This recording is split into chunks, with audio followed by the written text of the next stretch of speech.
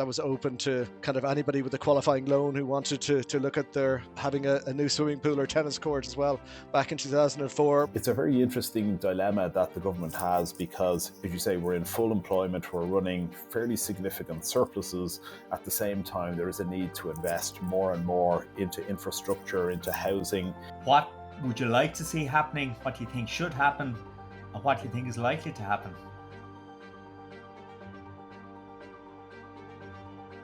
Hello and welcome to the budget briefing in association with EY. I'm Jim Power, and in this two-part series we're going to guide you through Budget 2024 and discuss the most significant and salient talking points.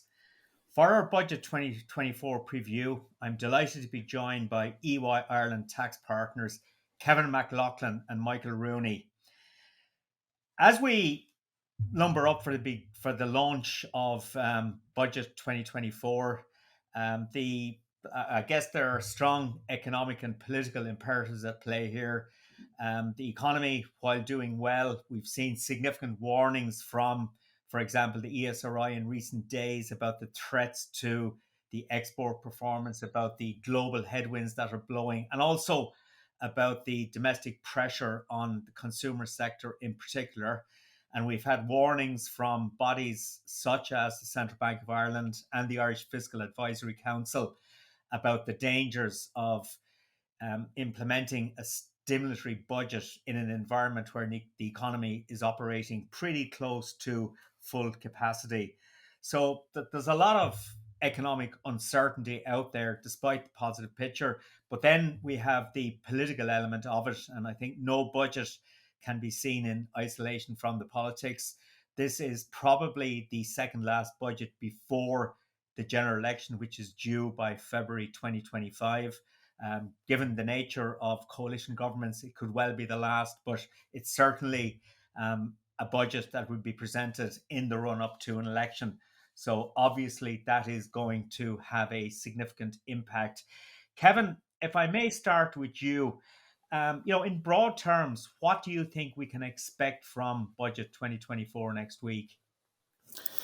Yeah, I think the expectation, Jim, is probably, firstly, probably expectation would be that we'll probably hear a lot of the measures in the days before the actual budget is released on Tuesday. That's certainly been kind of the pattern in the last number of years. So I don't think the expectation here is of, very surprising moves.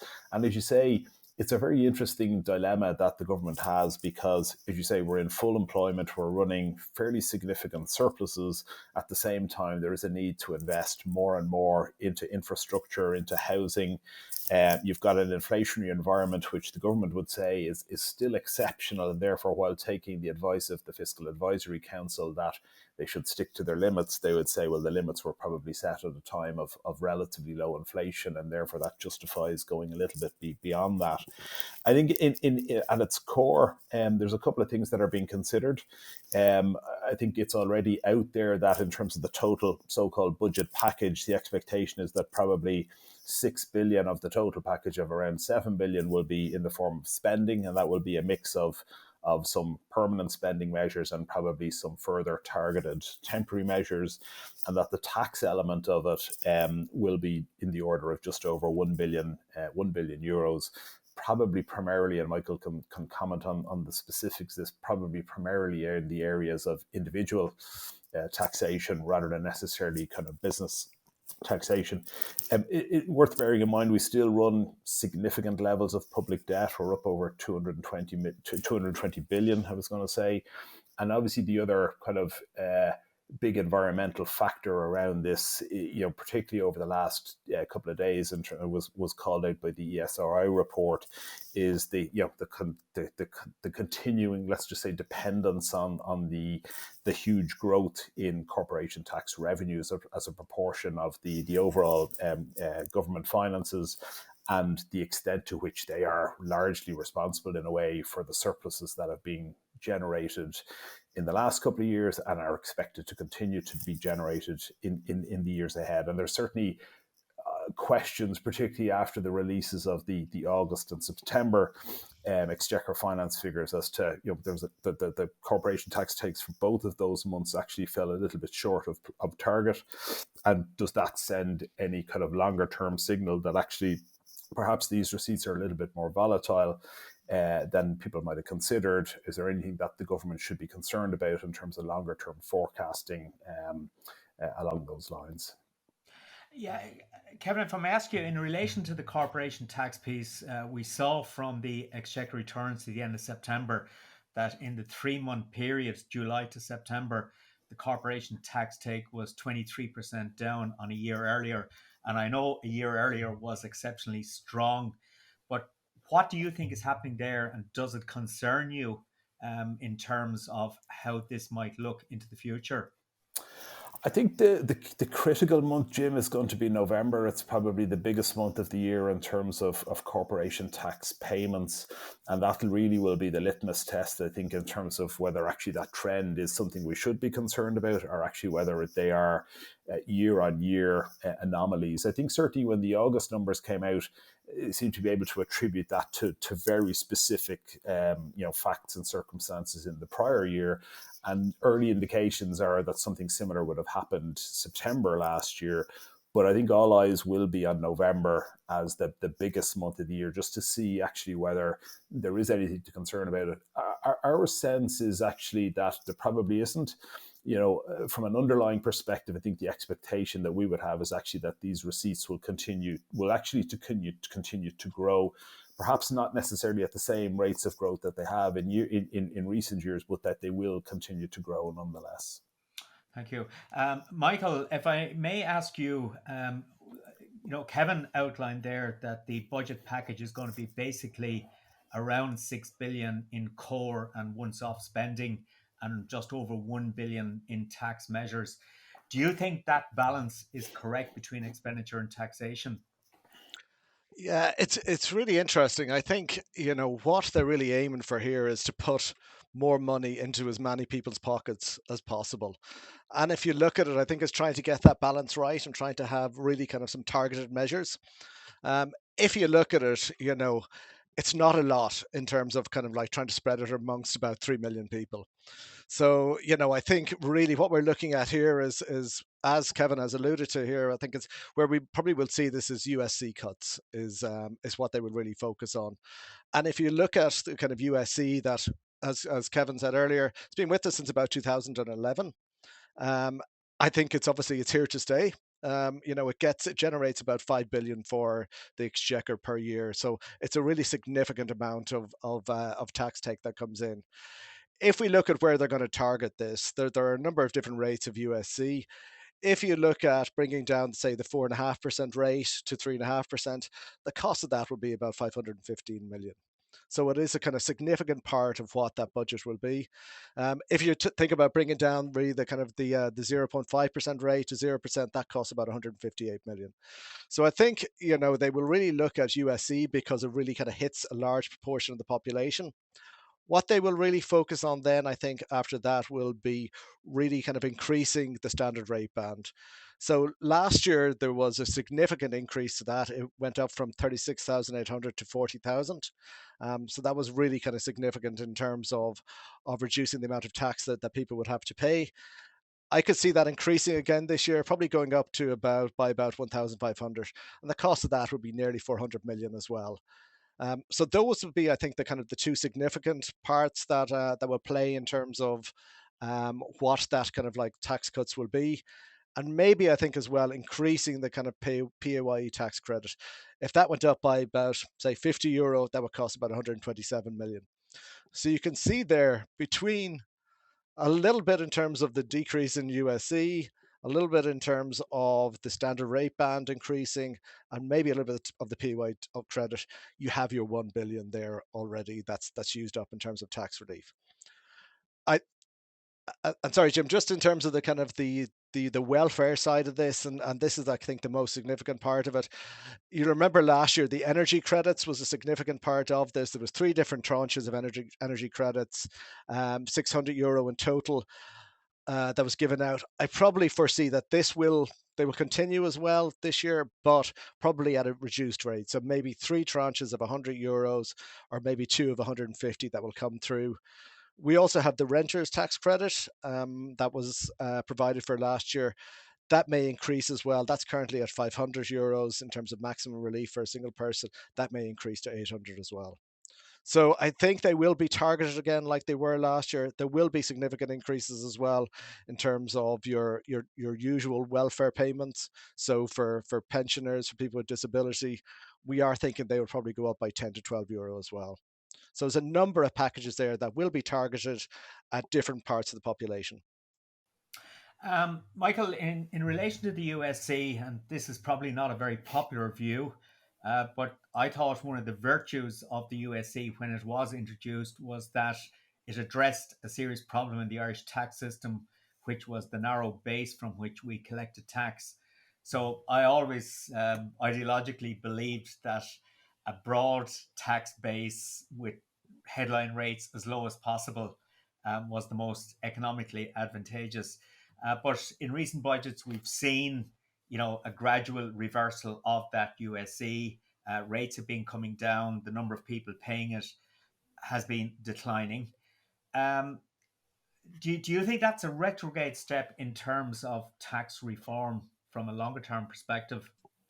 Um, yeah, there is a lot of discussion at this, and I think it is obviously it's quite politically sensitive as well. We've heard, especially even Fine Gael saying they want to remove USC in the future. It was brought in, and we did think it was going to be a temporary measure. But as I've said, it's so important to the economy now as well that it does bring in more than kind of like 5 billion. I do see that, as I said, it is very progressive in nature. So you obviously pay more depending on your earnings. Um, However, I think it does complicate the fact that we have income tax, we have USC as well. There are lots of talks about reform happening. In the last budget, they announced they were going to look at it and reform it in more detail. I do think we haven't seen that yet, but I think it will really probably happen in the next kind of 12 to 18 months that they will look to reform it. Okay, and Kevin, if I may bring you in there, in relation to the business sector, and I guess particularly SMEs, but not necessarily just the business sector generally, um, I'm going to put this question in two tranches, if I may. What would you like to see happening? What do you think should happen? And what do you think is likely to happen? Yeah, I think budget generally, the profile tends to be very much focused on individuals, and there tends to be then some quite specific measures directed to business. I think the biggest issues that businesses are looking for I would say assurance or reassurance on will be around the fact of cost pressures. So we still have higher than historic levels of inflation. We are, as you said earlier, we're at full employment, so there's still a fair degree of wage inflation. Some of that obviously exacerbated in the last year or two by inflation more generally, and I think you've got huge pressures on infrastructure, housing, cost competitive of businesses, and Irish businesses are generally actually quite export led, so that need to be competitive in trading in the international markets in which they operate, I think is really important. So I actually think those are issues that I think business will be looking very closely at in terms of where spending measures are directed, and not just kind of the one-off short term. And some of those from an energy perspective were helpful in the last year or so.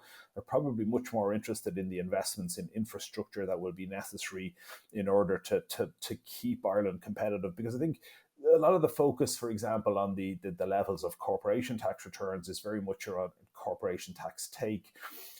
Actually, underlying all of that is probably a risk of a dependence on a relatively small number of FDI businesses in Ireland. Their willingness to stay here is fundamentally dependent on the competitiveness of Ireland as a location to do business. And tax is becoming I won't say it's a lesser issue, it's important, But the international tax landscape is changing quite dramatically. I'll come back to that in a second. But competitiveness more broadly, actually, I think is probably the biggest issue that business is looking for comfort on. I mean, there are specific calls, again, I think from an innovation perspective, to look to increase the amount of the research and development tax credit from where it currently sits to a slightly higher number. That's actually quite an effective credit as things stand, but certainly in order to keep Ireland competitive internationally, there have been calls to up the rate of relief there.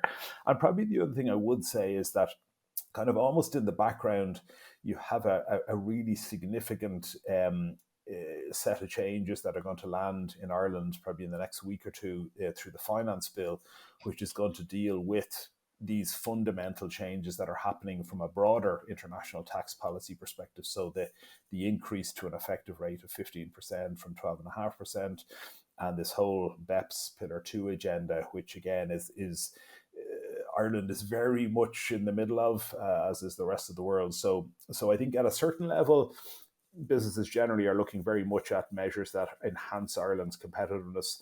I think at the bigger end, multinational businesses, both Irish and FDI, very much have an eye to how Ireland is going to implement these new measures. And one of the things that I think has been a huge positive for Ireland over the years is stability. Ireland has signalled early that it will go with this kind of global minimum tax rate strategy, I think, as part of that stabilizing message. But I think it will be really important in terms of how these measures are implemented in the weeks and months ahead, that it's all very clear, that it's all aligned with how businesses have been told these measures will be implemented in order to maintain that stability going forward. Because as I say, that's been a huge advantage for us relative to, say, instability or volatility in fiscal policy in the UK and even in the US, where with significant elections next year, again, there's fairly significant questions as to the direction of travel there as well. Yeah, Kevin, you mentioned competitiveness a few times there, and clearly global tax developments are going to remove some of Ireland's relative competitive position vis-a-vis taxation. So, what do you think are the other elements of competitiveness that are essential for continued strong foreign direct investment into the economy?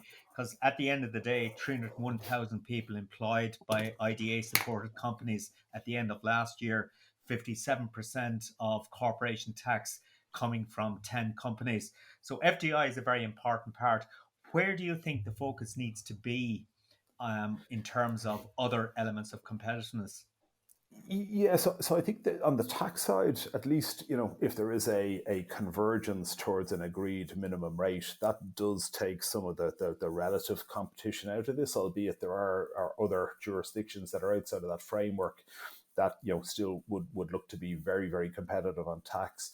I think when you take tax out of the equation, it is labour cost, and Michael can speak very knowledgeably about the importance of the ability of Ireland to continue to be able to attract talent into Ireland as a way of bringing top talent to support existing operations and to attract new operations. And that gets us into politically sensitive areas like the SARP, which is the Strategic Assignee Relief Programme, which Michael is more expert than I am in. But I think cost of labour is critical, especially in a full employment economy like Ireland's. Therefore, that need to continue to tap into overseas talent to help kind of staff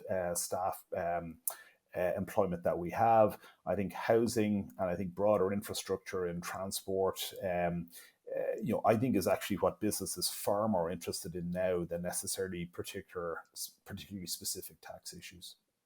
I think, sorry, Jim, just to add on that, I think it is important to be competitive from an individual income tax perspective as well.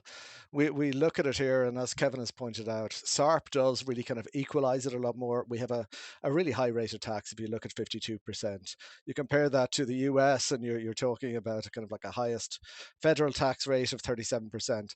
So having SARP there really does kind of like really kind of equalize it a lot in terms of kind of like attracting talent in here as well. So I think that's obviously going to be in place till 2025. Companies like to have certainty. They like to see kind of like what is the long-term outlook. So, maybe having that kind of like around for a little bit longer may just help in terms of that competitiveness that we need to have. Okay, and Michael, finally, can I just ask you about housing specific measures? You mentioned an increase in the renters' tax relief. Um, Anything else possible? Um, uh, yeah, I think renters tax credit is one that we see that may happen. Obviously, just because it is already in place and there may be an increase in it. There has been some talk about mortgage interest relief. Obviously, I think if that was to come in place, it would need to be very, very targeted. If you could see that was open to kind of anybody with a qualifying loan who wanted to look at their um, having a new swimming pool or tennis court as well back in 2004. But we need to really look at targeted measures that are really kind of help people who are really facing the pressures brought on by kind of high interest rates. So I think mortgage interest rate is definitely one that tax relief that we could see happening as well. And I think that'll be really welcome for people who are really struggling with the high cost of mortgages at the moment. Okay, we're up against the clock, so I will wrap it there. Folks, thank you very much for participating in the budget briefing in association with EY. That's all for episode one. Make sure you join us next Wednesday for a review podcast where we will look and analyze the key elements of budget 2024 and talk about what's included and I guess more importantly what's not included and what we'd like to see in the future. So thank you very much, and I look forward to talking to you again next Wednesday when we can talk with greater knowledge about budget 2024.